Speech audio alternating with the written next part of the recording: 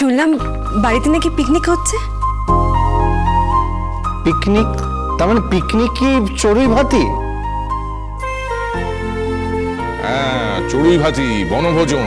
আসলে আমাদের বাঙালিদের খুব প্রিয় শব্দ এগুলো। উনি কিছুই জানেন না, উনি বাংলা জানেন না, বাংলা মায়ের অ্যাংলো ছেলে। পাঁচ মিশালি কোথাকার শঙ্কর প্রজাতির মানুষ। এসব কি কথাবার্তা হচ্ছে?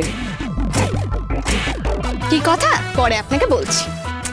আচ্ছা প্লিজ ওরকম করে কিছু বলো না, ছেলেটা একটু এরকমই আছে।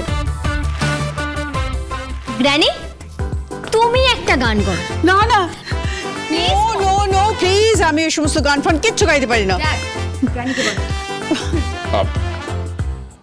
মা গাও না, অন্তত এই মেকি খোলস থেকে একটু বেরিয়ে এসো। দেখো সকাল থেকে তোমার beauty parlour, massage, protein shake আর পার্টি, হ্যাঁ, আর টেলিফোনে খালি বিজনেসের কথা আর অর্থের অহংকার। তো এখান থেকে একবারের জন্য অন্তত বেরিয়ে এসো, ফর ওয়ান্স। দেখো আমি তোমার ছেলে, আমি তোমাকে রিকোয়েস্ট করছি, প্লিজ একটা গান গাও, প্লিজ। গ্র্যানি গাও না। গান না? ড্যাড যখন বলছে গাও না।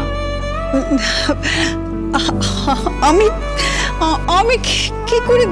না, আমি কিছুতেই পারবো না। প্লিজ গ্র্যানি, গাও না, গাও প্লিজ গাও। আচ্ছা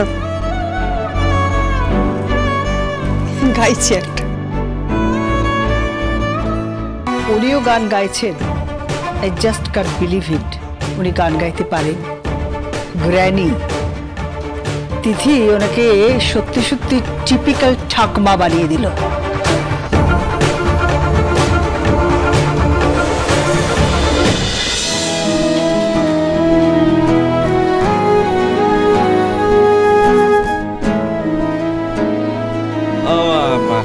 কিন্তু রুদ্রিক কি গাইবে? ও আর কি গাইবে? ওর লাইফটা হেল হয়ে গেছে, ও গাইবে? সত্যি আমি না ভাবতে পারছি না, এটা একটা বাড়ির পরিবেশ, খিচুড়ি, ইলিশ মাছ ভাজা, এসবই তো শিখবে আর কি। এরপর দেখবো হাতে ব্যাগ নিয়ে বাজারে যাচ্ছে, বাসে ঝুলে ঝুলে যাচ্ছে, ভেতো বাঙালি হয়ে যাচ্ছে, আর তারপর ওর বাড়ি গিয়ে চৌবাচ্চা থেকে মগ ডুবিয়ে জল নিয়ে স্নান করছে। না, ও এসব কিছুই করবে না। রুদ্রিককে আমি আমার মতো করে বানাবো। রুদ্রিক ব্যানার্জি সবার থেকে আলাদা হবে, সবার থেকে আলাদা।